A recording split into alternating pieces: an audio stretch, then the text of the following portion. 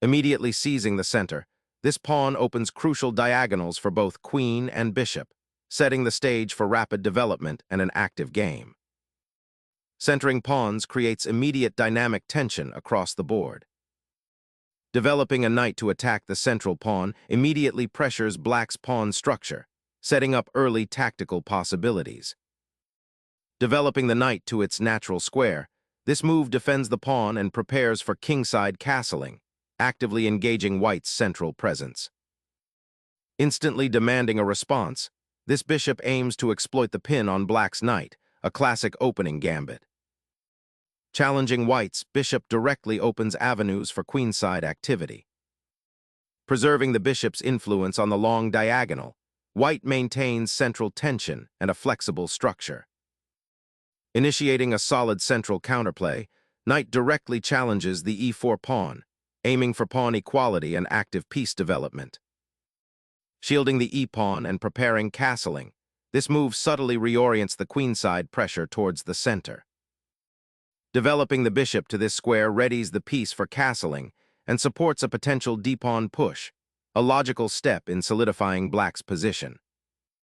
Preparing d4 expansion, securing the e4 pawn's advance, and solidifying white's central influence while simultaneously creating a retreat square for the bishop if needed, hinting at a more positional, less sharp game than some Ruy-Lopez variations.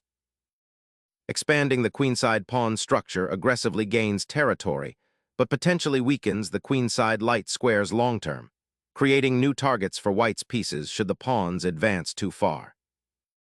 Stepping back, the bishop consolidates its defensive posture, now eyeing the f7 pawn and maintaining pressure along the long diagonal while implicitly reinforcing the central e4 pawn's advance. Solidifying the pawn chain and preparing to castle, this central advance opens a diagonal for the queen's bishop, aiming to challenge white's space advantage. Securing the monarch is paramount before delving into further pawn advances, as it prepares the king for potential defensive maneuvers and allows pieces like the rook to become actively involved in the game.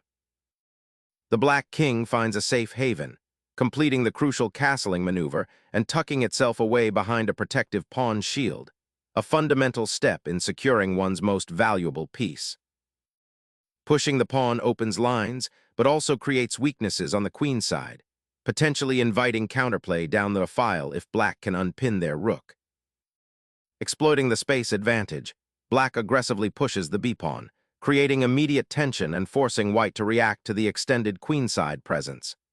This pawn advance aims to disrupt white's coordinated pieces, potentially opening lines for counterplay or gaining crucial space for black's pieces to maneuver more freely.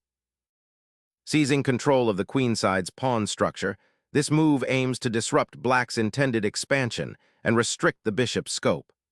White now boasts a dominant space advantage on this flank, potentially creating opportunities to blockade black's pieces or launch a pawn storm later. Securing the rook on an open file offers a strategic pivot, anticipating potential pawn breaks and creating a defensive outpost against white's queenside expansion. Pivoting the bishop to the queen's flank opens up an intriguing tactical vista, immediately putting pressure on the d6 pawn and threatening to disrupt black's pawn structure on the queen side. This repositioning hints at a desire to unbalance the position, perhaps aiming for a kingside attack later or simply creating dynamic counterplay before black consolidates. Black seizes central initiative, challenging white's bishop and opening lines for powerful counterplay, a decisive disruption of white's carefully constructed queenside space advantage. Unleashing a pawn storm on the queenside has finally culminated in this central pawn exchange, opening up the king's file and potentially creating attacking chances. The knight's return to the center immediately challenges white's central pawn structure, aiming to dismantle the d5 outpost and open lines for black's pieces. This aggressive reclamation of central space signals a shift towards active counterplay, potentially disrupting white's planned kingside attack and forcing an immediate reassessment of their strategic goals. Bolstering the center pawn and preparing to develop the queen's bishop paves the way for solidifying white's pawn structure, potentially setting up a future kingside attack by rerouting pieces. unveiling the queen to d6 signals a potential shift towards a more robust defensive setup, aiming to solidify the kingside and prepare for a central counterthrust. It also subtly prepares to challenge white's asserted space advantage on the queenside, looking to exploit the pawn structure white has created. Initiating pawn skirmishes on the queenside, white seeks to exploit black's somewhat overextended pawn structure by creating an open c-file, potentially leading to increased pressure against the c6 knight and a foothold for white's rooks. Exploiting the newly opened diagonal, this knight transfer sacrifices material temporarily to disrupt white's pawn structure and potentially create attacking chances on the kingside. Unlocking the central tension, white bravely asserts his knight's dominion over a pivotal square, aiming to disrupt black's newly acquired pawn majority on the queenside and simultaneously prepare for potential kingside action. A bold gambit of peace activity in exchange for structural concessions, this knight's sortie directly challenges the bishop's reign and aims to disrupt white's meticulously constructed pawn wall, potentially opening lines for the rook on the now unsupported c-file if white doesn't react precisely. Opening a diagonal for the bishop to potentially pressure black's queenside structure, while also creating a slightly more active pawn shield for the king. Shifting the monarch away from the central files, particularly the now open e-file where white's queen and bishop might eventually target, is a prudent defensive maneuver, creating a safer haven for the king behind the pawn shield and freeing the g8 square for potential rook activity or a bishop retreat. Unlocking the queen's diagonal and preparing a knight sortie to the center, this maneuver is a subtle repositioning, eyeing the weak pawns on the queenside and aiming to disrupt black's developing harmony. A sudden regrouping, the queen vacates its central perch, preparing to survey the battlefield from a more flexible vantage point, potentially aiming to link up with the queenside pawns or create attacking chances on the kingside. Launching an aggressive knight sortie to c5 immediately disrupts black's pawn structure and creates immediate threats against the queen and potentially the c-pawn. This bold maneuver forces black to react defensively, potentially sacrificing material or conceding positional concessions to maintain equilibrium, while white aims to exploit the increased piece activity. This ambitious foray by the knight immediately creates a tactical knot, forcing white to react to the looming threats on the queen and the potential for material gain, yet it might overextend black's forces. A brilliant tactical shot, disrupting black's harmonious setup and introducing an immediate threat to the queen, forcing a rapid decision and potentially creating tactical complexities that favor white's initiative.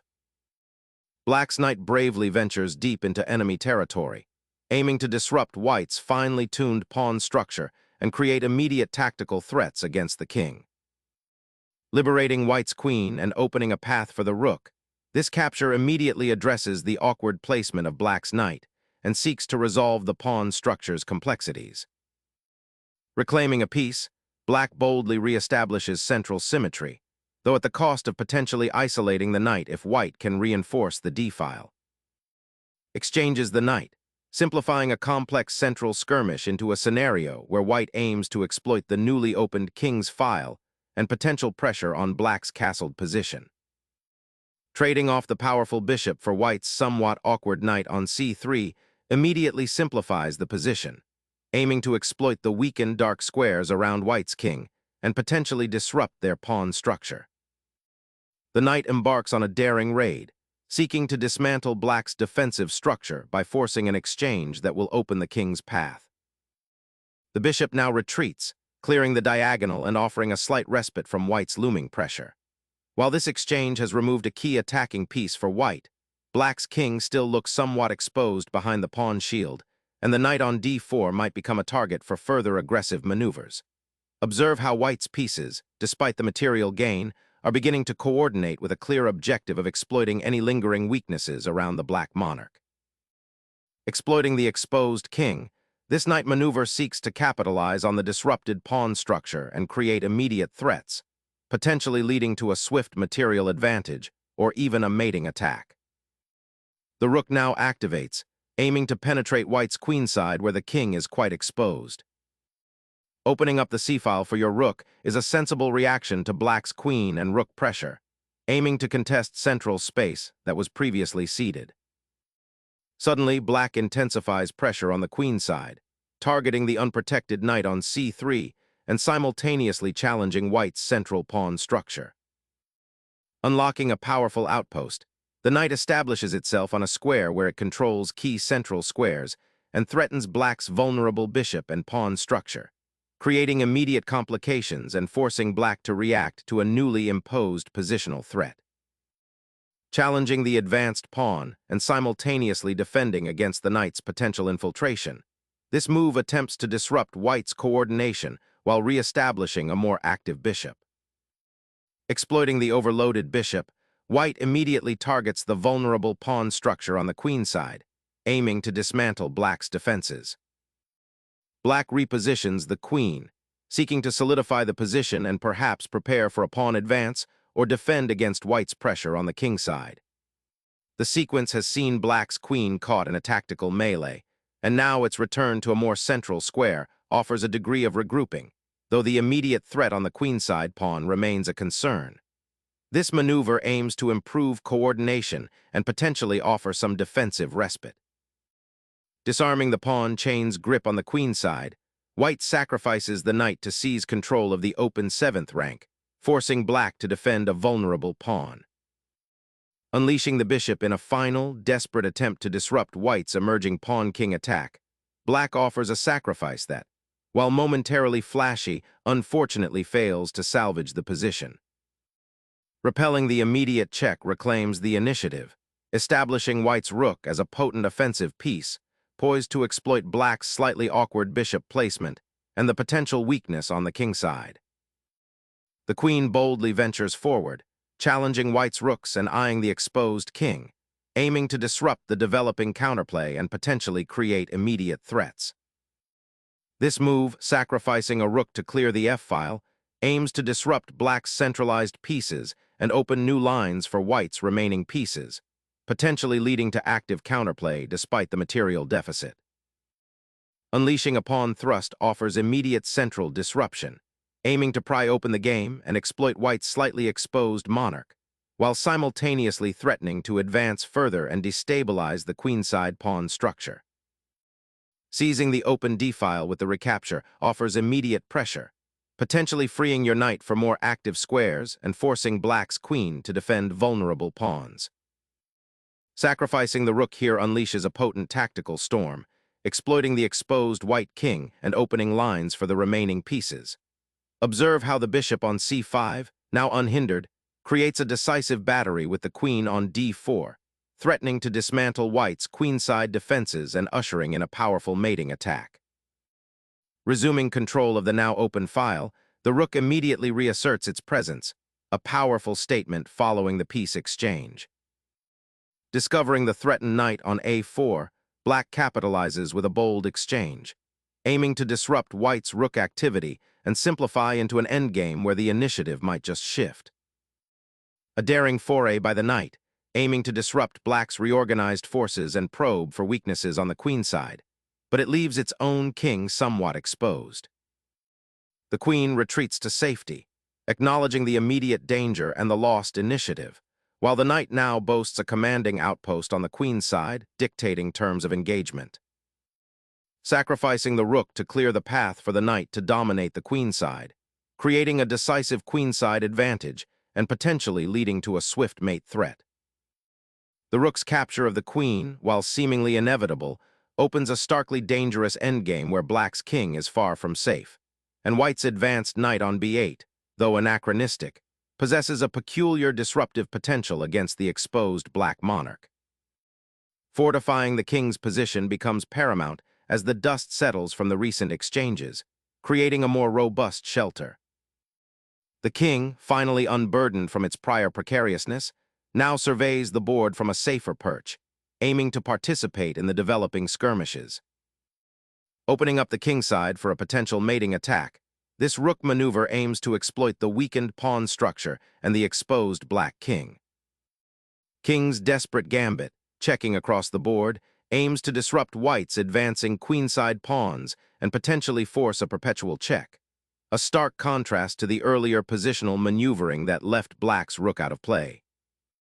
Bringing the king into the fray initiates a daring endgame gambit, aiming to outmaneuver the opponent's queen and potentially force a stalemate or escape the perpetual check by creating active king play and drawing black's attention away from the vulnerable passed pawn. Suddenly, a desperate check forces white's king into a precarious corner of the board, highlighting the queen's surprising reach from its new position and creating an immediate dilemma for white's defense.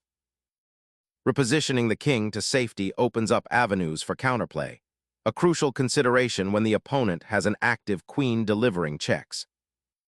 Exploring the potential for a decisive breakthrough, black's queen now ventures to h2, aiming to exploit the exposed white king and its still uncastled status. This bold repositioning dramatically increases the pressure on white's monarch, creating immediate tactical opportunities around the g-file and potentially setting up a swift mating attack if white mismanages their defenses. Unleashing the rook's power along the open file immediately disrupts black's advantage and initiates a sharp counterplay, forcing a critical decision with immediate consequences for the queen side. Focusing on the immediate threat, this move puts the white king in a precarious spot, potentially opening avenues for further attacks down the ranks. Bolstering the king's safety is paramount now, preventing any dangerous checks or discovered attacks from the opponent's active pieces. Forces a king escape route, aiming to create a mating net on the queen side before white's pawns can advance further. Confronting the perpetual checking cavalry with a bold repositioning, white aims to consolidate after a wild exchange of material. Focusing on the exposed white king and the potential for overwhelming pressure, this check forces the king to a more vulnerable square, clearing the path for black's remaining pieces to join the attack and exploit the open diagonals.